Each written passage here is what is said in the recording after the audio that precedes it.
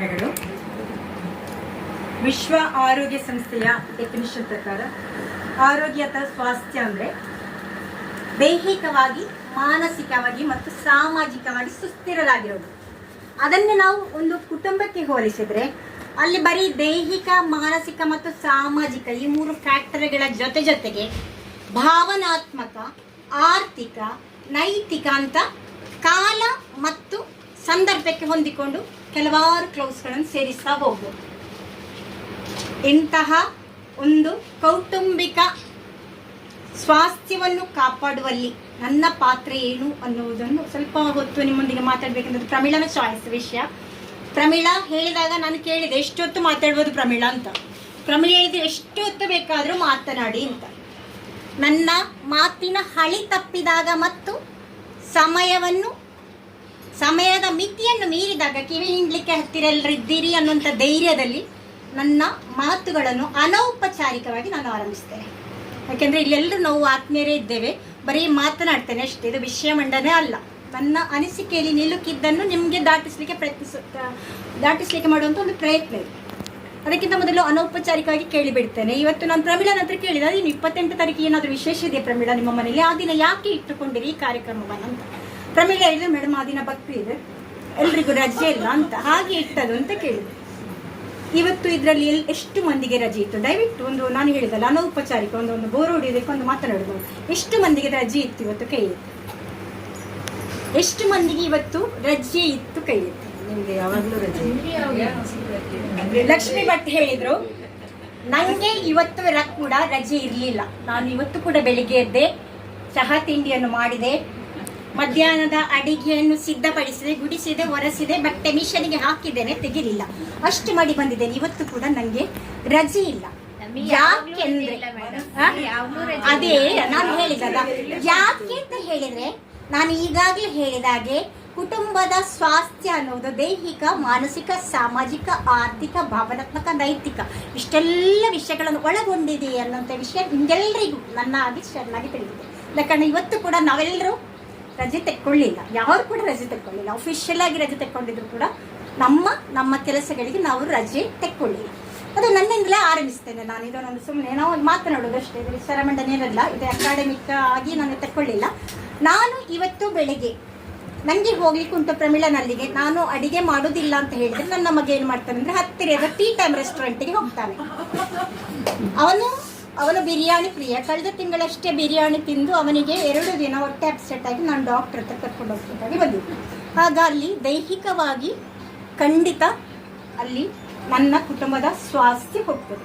2ನೇದಾಗಿ ತಿಂಗಳ ಕೊನೆ ಒಂದು ಬಿರಿಯಾನಿ ತರಬೇಕಾದ್ರೆ ದಯವಿಟ್ಟು ಕ್ಷಮಿಸಿ, ಲಜ್ಜೆ ಆಯ್ತಾ?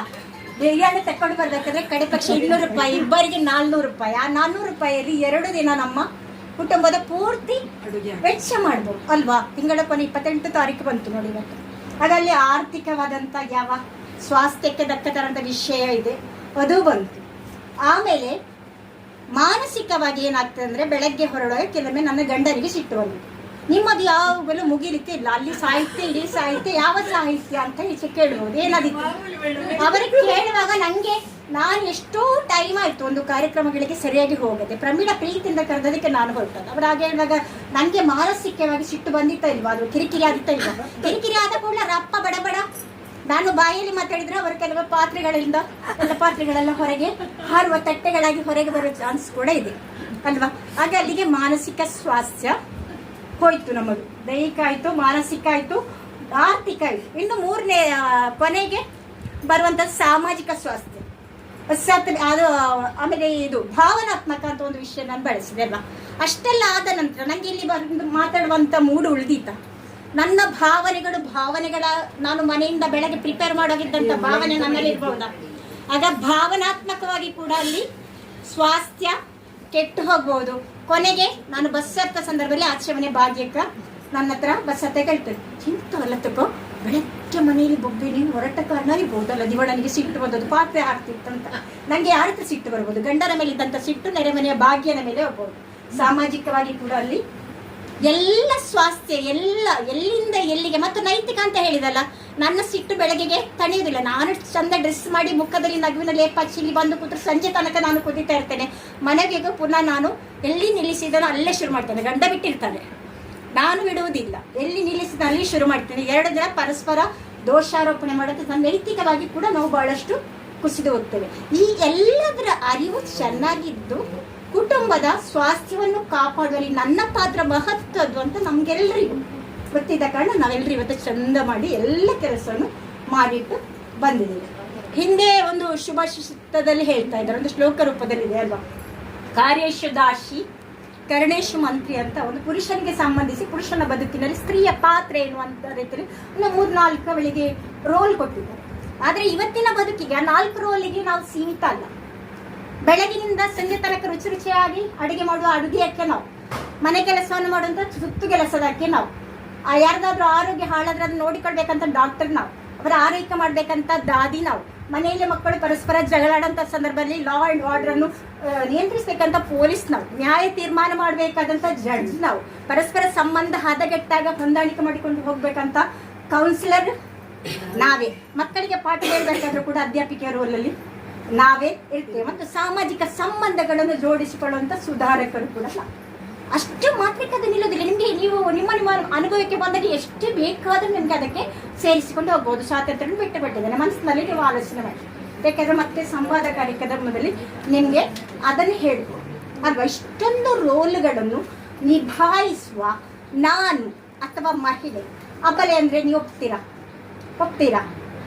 ಯಾರಾದ್ರೂ ಒಪ್ತೀರಾ? ದಯವಿಟ್ಟು ಒಬ್ಬರ ಕೈ ಎತ್ತಿ. ಇಷ್ಟೆಲ್ಲ ರೋಲ್ಗಳನ್ನು ಏಕಕಾಲದಲ್ಲಿ ನಿಭಾಯಿಸುವ ನಾವು ಅಬಲೆ ಅಂತ ನಾನಂತೂ ಖಂಡಿತ ಒಪ್ಪಿಕೊಳ್ಳುವುದಿಲ್ಲ.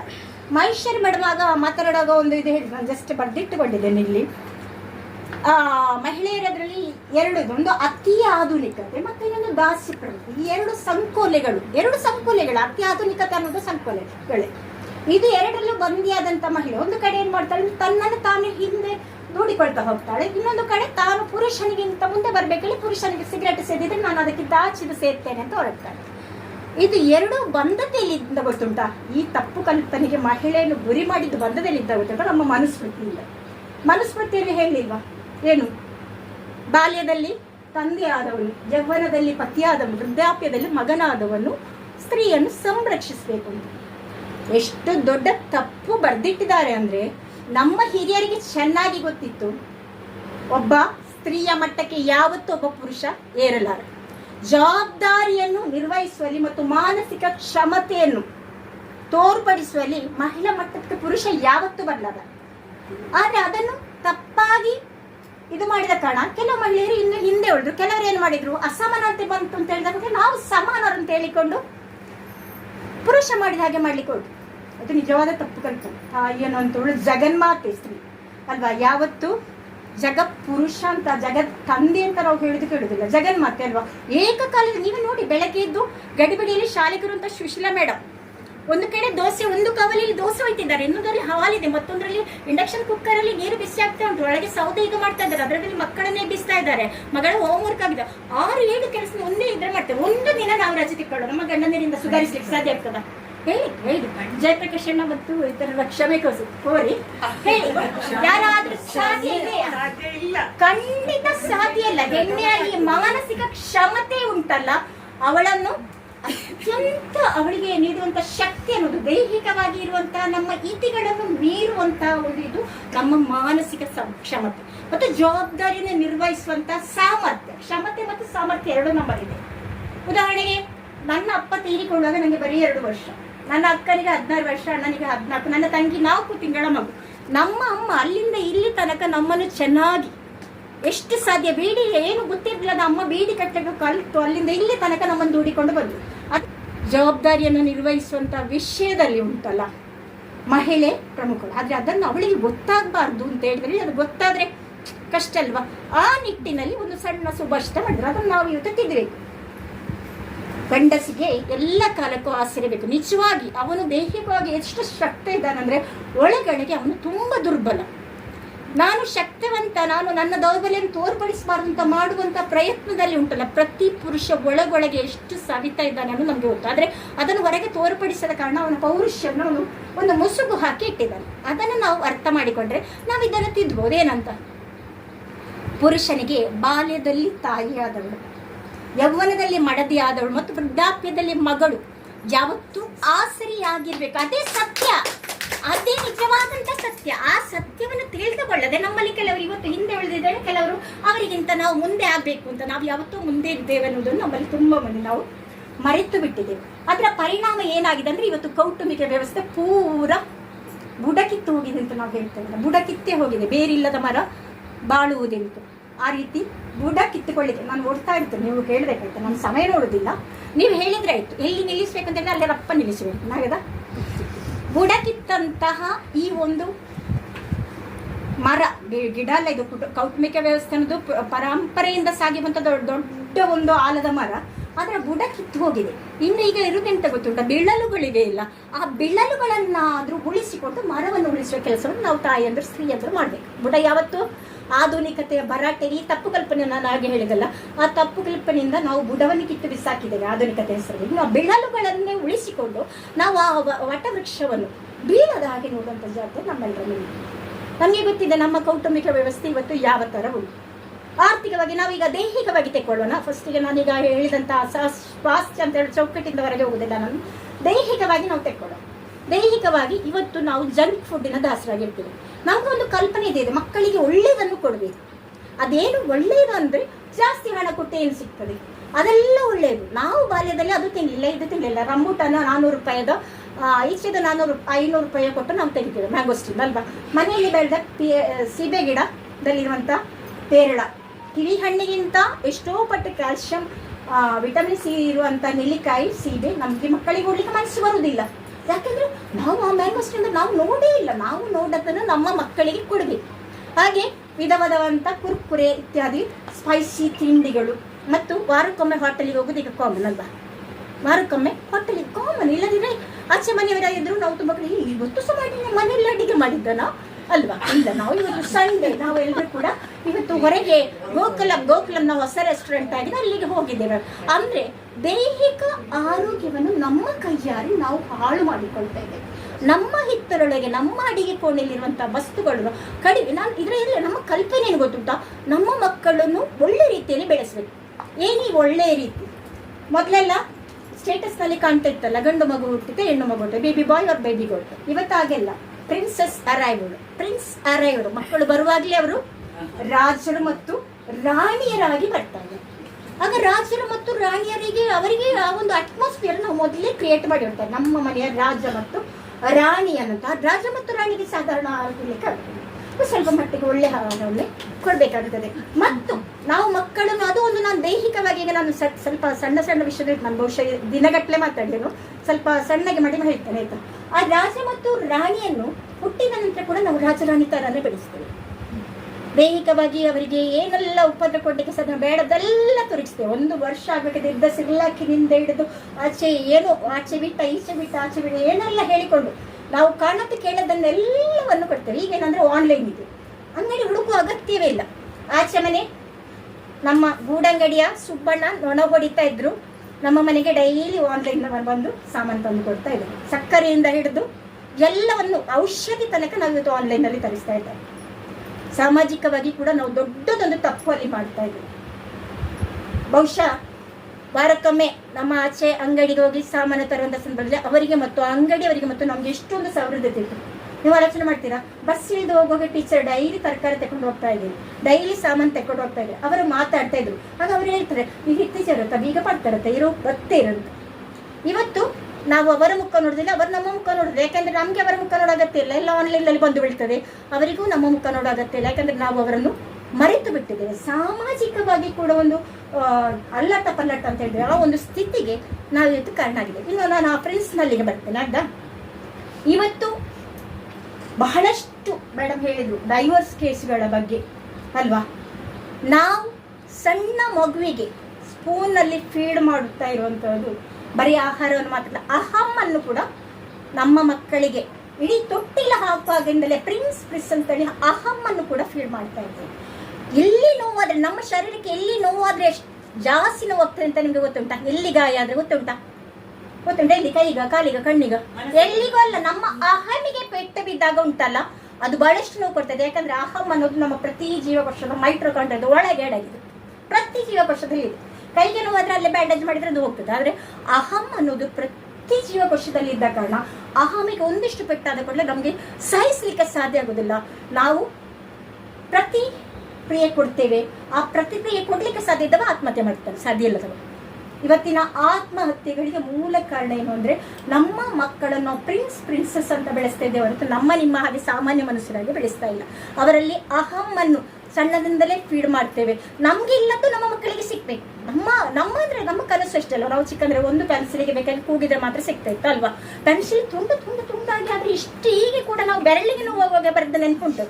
ಟಾಪಿಗೆ ಹಾಕಿ ಅದು ಕೈಗೆ ಸಿಕ್ಕುವುದಿಲ್ಲ ಅಲ್ಲ, ಯಾರ್ಯಾರು ಪಕ್ಕನವರ ಟಾಪಿಗೆ ಹಾಕಿ. ಆದ್ರೆ ಇವತ್ತು ಮಗುವನ್ನು ಶಾಲೆಗೆ ಸೇರಿಸಬೇಕಾದ್ರೆ ನಟರಾಜ್ ಪೆನ್ಸಿಲ್ ಫುಲ್ ಬಾಕ್ಸ್ ಬರ್ತದೆ, ಇಷ್ಟು ಇರೇಸರ್ನ ಬಾಕ್ಸ್ ಬರ್ತದೆ. ಒಂದು ಬ್ಯಾಗ್ ಅಲ್ಲ, ಎಲ್ಲಿಯಾದ್ರೂ ಚೀಲ ಕಿತ್ತೋದ್ರೆ 2 ಬ್ಯಾಗ್ ಬರ್ತದೆ, 4 ಕೊಡೆ ಬರ್ತದೆ. ನೋಡಿದೀರಾ? ಅಗತ್ಯ ಉಂಟಾ? ಅನಗತ್ಯವಾಗಿ ಮಾಡುವಂತ ಈ ಖರ್ಚುಗಳು ಆರ್ಥಿಕವಾಗಿ ಕೂಡ ನಮ್ಮ ಕೌಟುಂಬಿಕ ಸ್ವಾಸ್ಥ್ಯವನ್ನು ಹಾಳು ಮಾಡ್ತವೆ. ಎಲ್ಲ ಇನ್ನೊಂದು ಮನೆಯವರು ಏನು ಮಾಡಿದ್ರೆ ಅದನ್ನು ನಾವು ಮಾಡ್ತೇವೆ. ನಮ್ಮನ್ನು ನೋಡಿ ನಮ್ಮ ಮಕ್ಕಳನ್ನು ಅನುಕರಿಸ್ತಾರೆ. ಶಾಲೆಯಲ್ಲಿ ಅವನ ಹತ್ರ ಅದು ಉಂಟು ಅಂತ ಹೇಳಿ ಬಂದು ಹೇಳ್ತಾರೆ. ನಾವು ಕೂಡ ಆಚೆ ಮನೆಯಲ್ಲಿ ಏನು ತಕೊಂಡಿದ್ದೇವೆ ಅಂತ ಹೇಳಿ ನಮ್ಮ ಮನೆಯವ್ರ ಹತ್ರ ಹೇಳಿ ತರಿಸಿದವರು. ಆಗ ನಮ್ಮ ಮಗು ಕೂಡ ಹೇಳ್ತದೆ, ಅವನ ಹತ್ರ ಇರೋ ಬ್ಯಾಗ್ ಒಳ್ಳೇದು, ಅವನ ಹತ್ರ ಪಾಪಿ ಕೊಡೆ ಇದೆ, ನನ್ನ ಹತ್ರ ಸಾಧಾರಣ ಕೊಡೆ, ನಂಗೆ ಬೇಡ, ಇದನ್ನು ಇದು ಮಾಡ್ಲಿಕ್ಕೆ 4 ಫೋಲ್ಡ್ ಮಾಡ್ಲಿಕ್ಕೆ ಆಗುದಿಲ್ಲ. ಶಾಲೆಯಲ್ಲಿ ಎಲ್ಲ ನಗಾಡ್ತಾರೆ. ಮಾರನೇ ದಿನ ಅಪ್ಪನ ಕಿಸೆಗೆ ಕತ್ತರಿ ಬೀಳ್ತದೆ, ಅಮ್ಮನ ಮುಖ ಇಲ್ಲದ್ರೆ ಕತ್ತರಿ ಬೀಳದಿದ್ರೆ ಅಮ್ಮನ ಮುಖ ಗಡಿಗೆ ಆಗ್ತದೆ. ಆಗುದಿಲ್ಲ ಸುಶೀಲ ಎಲ್ಲಕ್ಕೂ ನಿಮ್ಮನ್ನು ಕರಿ ಅಂದ್ರೆ ನಂಗೆ ಫ್ರೆಂಡ್ ಗಡಿಗೆ ಆಗ್ತದೆ. ಅಂದ್ರೆ ಇದೆಲ್ಲವೂ ನಮ್ಮ ಕೌಟುಂಬಿಕ ಸ್ವಾಸ್ಥ್ಯವನ್ನು ಹಾಳು ಮಾಡ್ತದೆ. ಇನ್ನು ನಾವು ಹಾಗೆ ಹೇಳಿದಂತ ಭಾವನಾತ್ಮಕವಾಗಿ ನಾವೆಲ್ಲರೂ ಕೂಡ ಎಷ್ಟು ದೂರ ಹೋಗಿದ್ದೇವೆ ಅಂದ್ರೆ, ನಮ್ಗೆ ಮೊದಲೆಲ್ಲ ಎಲ್ರಿಗೂ ಬಿದ್ದುಕೊಳ್ಳಿಕ್ಕೆ ಒಂದು ಸಾಮಾನ್ಯ ಪಡಸಾಲೆ ಇತ್ತು. ಇವತ್ತು ಪ್ರತ್ಯೇಕ ಅಪ್ಪನಿಗೆ, ಅಮ್ಮನಿಗೆ, ಮಗನಿಗೆ, ಮಗಳಿಗೆ ಎಲ್ರಿಗೂ ಕೋಣೆಗಳು, ಪ್ರತ್ಯೇಕ ಕೋಣೆಗಳು. ಹಾಗೆ ನೋಟಿಗೊಂದು ಕೋಣೆ ಮತ್ತು ವಿಸಿಬಲ್ ಆಗಿದೆ. ಅನ್ವಿಸಿಬಲ್ ಆಗಿರುವಂತ ಇನ್ನೊಂದು ಕೋಣೆ ಉಂಟು. ಯಾವ್ದು ಗೊತ್ತುಂಟ? ನಮ್ಮ ಪರದೆಗಳು, ಮೊಬೈಲ್ ಪರದೆ ಒಳಗೆ ಅದು ಒಂದು ಕೋಣೆ, ನಮ್ಮನ್ನು ಅದ್ರೊಳಗೆ ಕೂಡಿ ಹಾಕಿಕೊಂಡಿದ್ದೇವೆ. ನಮಗೆ ಪರಸ್ಪರ ಆಚೀಚೆ ಮಾತಾಡಲಿಕ್ಕೆ ಕೊಡಿಸುತ್ತಿಲ್ಲ. ಮಕ್ಕಳು, ಸಣ್ಣ ವಯಸ್ಸಿನ ಮಕ್ಕಳು ಇವತ್ತು ಮಾತಾಡೋದು ತುಂಬಾ ನಿಧಾನ ಅಂತ ಹೇಳ್ತಾರೆ. ಯಾಕೆ ಗೊತ್ತುಂಟ? ಚಿಕ್ಕಂದಿರುವಾಗ ಆ ಮಗು ಇಡೀ ಮಗುವಿನ ಹತ್ರ ನಾವೆಲ್ಲರೂ ಮಾತಾಡ್ತಾ ಇದ್ವಿ. ಇವತ್ತು ನಮಗೆ ಮಾತಾಡ್ಲಿಕ್ಕೆ ಪುರ್ಸೊತ್ತಿಲ್ಲ. 2 ವರ್ಷ ಅಲ್ಲ, 1.5 ವರ್ಷದ ಮಗು ಮೊನ್ನೆ ಒಂದು ದಿವಸ ಒಂದು ಮನೆ ಕಲಿ ಹೋಗಿದ್ದೆ. ತಾಯಿ ಹೊರಗೆ ನಿಂತಿದ್ದಾಳೆ, ಮಗು ಜೋರು ಅಳ್ತಾ ಉಂಟು. ಮತ್ತು ತಾಯಿಯನ್ನು ಕೊಟ್ಟರು ಇದಾಯ್ತು. ನಾನು ಕಾರಿಂದ ಇಳಿದು ಹೋಗ್ಬೇಕಾದ್ರೆ ನಾನು ಕೇಳಿದೆ, ದಾಯಿ ಬೀಳ್ತೆ, ಸರಿ ಅಂಡಾಯ್ತು ಅತ್ತ ವಾಯಿಗ ಇಟ್ಟು ಒಂಜಿ ಪದ್ಯದಿಟ್ಟು ಕೊರೆಳು ಉಣ್ಣಗ ಅವೆಂದು ಕೇಂದು ಬೀಳ್ತೇನೆ, ಏನು ಉಣ್ಣಗ ಕೊರ್ತಿಜ ಇತ್ತು ಬೊಬ್ಬೆ ಪಾಡ್ನೆ ಶನಿಪಿ ದಾಯಿ ಬರ್ತೆ ಅಂತ ಹೇಳಿ. 1.5 ವರ್ಷದ ಮಗು. ನೀವು ಆಲೋಚನೆ ಮಾಡಿ ನೋಡಿ, ನಾವೇನು ಮಾಡ್ತಾ ಇದ್ದೇವೆ. ಅಂತಹ ಮಗು ಮೊಬೈಲ್ ಸ್ಕ್ರೀನಿಂದ ನಮಗೆ ವಿಷಯಗಳು ಸಿಗ್ತವೆ ಹೊರತು ಭಾವನೆಗಳನ್ನು ಹೇಗೆ ಮೇಂಟೈನ್ ಮಾಡೋದು ಅಂತ ನಮಗೆ ಗೊತ್ತಿಲ್ಲ. ನಮ್ಗೆ ಇವತ್ತು ಮಗು ಹೋಗ್ಬಾರ್ದು. ಸಣ್ಣ ಮಗುವನ್ನು ಅಳ್ಳಿಕ್ಕೆ ನಾವು ಯಾರು ಬಿಡುವುದಿಲ್ಲ. ನಮ್ಮ ಮನೆಯಲ್ಲಿ ಬಿಡ್ತೇವಾ? ಯಾರಾದ್ರೂ ಎತ್ತಿಕೊಂಡು ಎಂತಕ್ಕೆ ಡ್ರಾಮ, ಅದು ಹೇಳಿ ಸುಖ ಇಲ್ಲ. ನಮ್ಮ ಮನೆಯಲ್ಲಿ ಕೂಡ 2 ಟ್ವಿನ್ಸ್ ಮಕ್ಕಳಿದ್ದಾರೆ, 1.5 ವರ್ಷದ. ನನಗೆ ಆ ಅನುಭವದಲ್ಲಿ ಇಟ್ಟುಕೊಂಡು ನಾನು ಹೇಳಿದ್ದು, ಯಾರು ಬಿಡುವುದೇ ಇಲ್ಲ. ಅಂತಹ ಮಗು ಭಾವನಾತ್ಮಕವಾಗಿ ಹೇಗೆ ಸಬಲ ಆಗುವುದು? ಅಳು ಬಂದಾಗ ಅಳಬೇಕು, ನಗು ಬಂದಾಗ ನಗಬೇಕು ಅಲ್ವಾ? ಅದು ಪ್ರಕೃತಿ ಸಹಜ. ಇದು ನಾವು ಅದನ್ನು ಯಾವುದನ್ನು ಮಗುವನ್ನು ಪ್ರಕೃತಿ ಸಹಜವಾಗಿ ಬೆಳೀಲಿಕ್ಕೆ ಬಿಡದೆ, ನಾಳೆ ಒಂದು ಕಲ್ಲ ನೀವು ಕಷ್ಟ ಬಂದಾಗ, ಸಣ್ಣ ಸಮಸ್ಯೆ ಬಂದಾಗ ಅವು ಸುಸೈಡ್ ಮಾಡಿದಂದ್ರೆ ತಪ್ಪು ಯಾವುದು? ತಮ್ಮ ಭಾವನೆಗಳನ್ನು ಹೇಗೆ ವ್ಯಕ್ತಪಡಿಸಬೇಕು ಮತ್ತು ಅದನ್ನು ಕಂಟ್ರೋಲ್ ಮಾಡಬೇಕು ಅನ್ನೋದನ್ನು ಎಳವೆಯಿಂದಲೇ ಕಲಿಸ್ಕೊಡ್ಬೇಕಂತ ಜವಾಬ್ದಾರಿ ನಮ್ಗೆ. ಆದರೆ ನಮಗೆ ಸಮಯ ಇಲ್ಲ. ಮೊದಲೆಲ್ಲ ಮಕ್ಕಳನ್ನು ಎತ್ತಿಕೊಂಡು ಅಲ್ಲ ಚಂದ ತೋರಿಸಿ ಅರ್ಧ ಗಂಟೆಲ್ಲ ಊಟ ಮಾಡಿಸ್ತಾ ಇದ್ರು ಮಕ್ಕಳನ್ನು. ಅರ್ಧ ಗಂಟೆ, 3/4 ಗಂಟೆ, 4 ಸ್ಪೂನ್ ತಿನ್ನಿಸ್ಬೇಕಾದ್ರೆ. ಇವತ್ತು ಮಕ್ಕಳ ಊಟ 5 ನಿಮಿಷದಲ್ಲಿ ಮುಗಿತದೆ.